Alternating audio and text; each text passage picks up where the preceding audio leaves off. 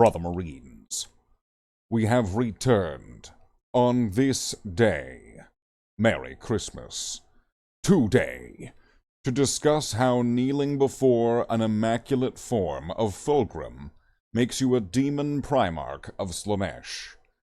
It has been revealed to us that something has been communicating over the past 6 weeks. The ecstatic epistle simply appeared in the schedule one day. Suspicious? I think so. Dispatching renders and revelations of perfect pauldrons, hedonistic helmets, and artisan weapons, delighting and tantalizing. In return, the source of all of the ecstasy has made itself clear. The 6th Primarch to return to the 41st millennium. That's right. Who could it be? It's Fulgrim. Who knew? Fulgrim has arrived in all of his terrible glory and magnificence, because this is what Fulgrim has become. The demon Primarch of Slaanesh is a grotesque manifestation of the great fall of the once noble Emperor's children. Take notes. The Legion once earned the favor of the Emperor himself, and had the honor of wearing his personal sigil, the Palatine Aquila. That, though, is all ancient history, because it's historical wargaming, and now only depravity and pain remain.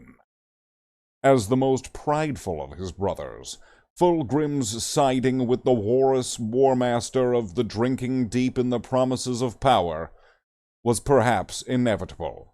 Already a masterful duelist and warrior of keen talent, Slaanesh rewarded him with 4 arms and a serpentine form, and power beyond mortal ken. Like people named Ken and or knowledge, both, because it doesn't specify which, as featured here. His panoply shifts according to his whims. At times his arms end in monstrous talons, or gilded gauntlets. He can accessorize.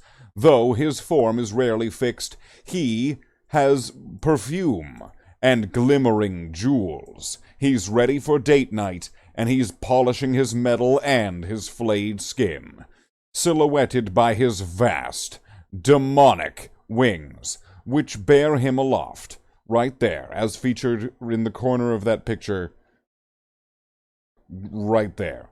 And a little bit there, and maybe that's kind of a wing. That could possibly also be a wing, as featured there. This is not a wing. That's something completely different. Some of his weapons are manifestations of Fulgrim's sheer will. He just wills them into being. And though they have spotted a heavy but relatively plain broadsword, wow. He's got his jewelry and all of that bling. He's got his super mega horns with the things on top. Not even Loki could have horns that big. Those of the Emperor's children who have been lucky enough to observe Fulgrim wield this fine but unadorned blade with a quicksilver speed. Fascinating. Then, as featured here, we have Fulgrim apparently emoting all the different faces that would appear when someone farts in a packed elevator.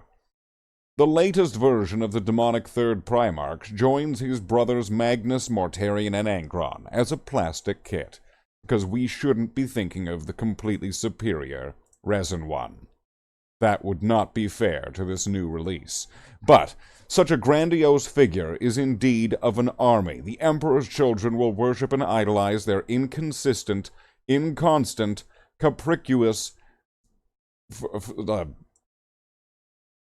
that's right. Ultimately cruelty with really cruel stuff. He's really bad. Why couldn't they make him look like this, though? What did they do to him? What?